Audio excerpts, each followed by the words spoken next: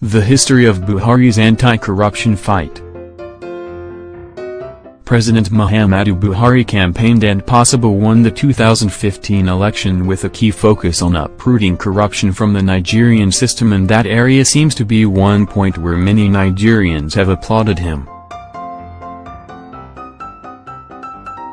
This focus on fighting corruption and indiscipline did not just begin, as it dates back to when Buhari was Nigeria's head of state when he toppled the government of President Shagari in December 1983. Then a Major General, Buhari led the coup that toppled Shagari's second-term administration and took over power. One of the reasons given for the coup was because of the widespread corruption that was carried out in the Shagari administration. Nigeria had made a lot of money from the 1971–177 oil boom, and it was reported that those in government and public service were recklessly spending the country's money. The newspaper cutting of Buhari's stance on corruption. Buhari came into government with his focus on tackling corruption and indiscipline. The then Brigadier Sani Abacha gave a speech highlighting the reason for the overthrow of the government, which was captured in the newspaper of the period. Part of the statement read, "Fellow countrymen and women, I, Brigadier Sani Abacha, of the Nigerian Army, address you this morning on behalf of the Nigerian Armed Forces. You are all living witnesses to the great economic predicament and uncertainty, which an inept and corrupt leadership has imposed on our beloved nation for the past 4 years. I am referring to the harsh, intolerable conditions under which we are now living. Our economy has been hopelessly mismanaged. We have become a debtor and beggar nation. There is inadequacy of food at reasonable prices for our people, who are now fed up with endless announcements of importation of foodstuffs. Health services are in shambles as our hospitals are reduced to mere consulting clinics without doctors, water and equipment. Our educational system is deteriorating at an alarming rate. Unemployment figures, including the undergraduates, have reached embarrassing and unacceptable proportions. In some states, workers are being owed salary arrears of 8 to 12 months, and in others there are threats of salary cuts. Yet our leaders revel in squandermania, corruption and indiscipline, and continue to proliferate public appointments in complete disregard of our stark economic realities.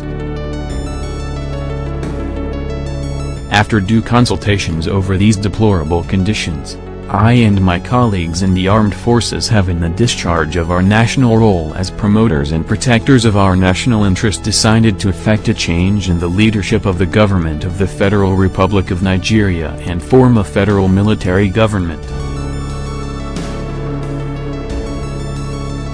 This task has just been completed. Buhari didn't just emphasize his interest in fighting corruption as mentioned in his own first address to the nation after the coup. He said, "Since what happens in any society is largely a reflection of the leadership of that society, we deplore corruption in all its facets. This government will not tolerate kickbacks, inflation of contracts and over-invoicing of imports, etc. Nor will it condone forgery, fraud, embezzlement, misuse and abuse of office, and illegal dealings in foreign exchange and smuggling. Arson has been used to cover up fraudulent tax in public institutions." I am referring to the fire incidents that gutted the P&T buildings in Lagos, the Anambra State Broadcasting Corporation, the Republic Building at Marina, the Federal Ministry of Education, the Federal Capital Development Authority accounts at Abuja, and the Net Building. Most of these fire incidents occurred at a time when Nigerians were being apprehensive of the frequency of fraud scandals and the government incapacity to deal with them. corruption has become so pervasive and intractable that a whole ministry has been created to stem it. We are confident and we assure you that even in the face of the global recession, and the seemingly gloomy financial future, given prudent management of Nigeria's existing financial resources and our determination to substantially reduce and eventually nail down rises in budgetary deficits and weak balance of payments position, the federal military government will reappraise policies with a view to paying greater attention to the following areas. The economy will be given a new impetus and better sense of direction. Corrupt officials and their agents will be brought to book.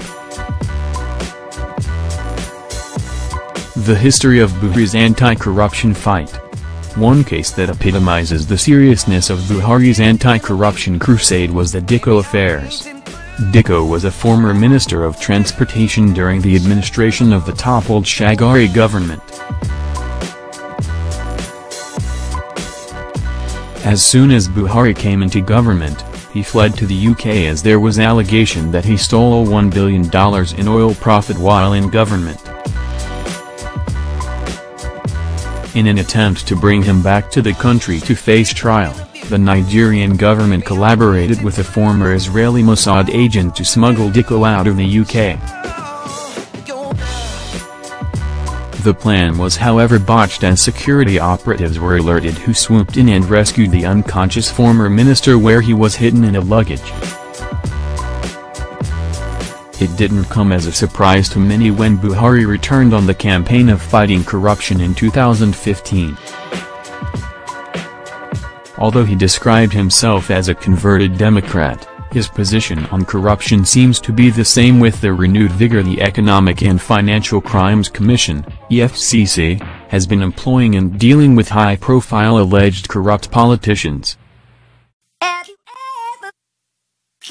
Although there has been allegation that the anti-corruption fight has been one-sided and targeting only politicians in the opposition party, the Buhari government seems to be squarely focused on pursuing this fight for as long as possible, and in this case, it might last for at least 4 years as compared to when his military administration was cut short by a coup in 1985.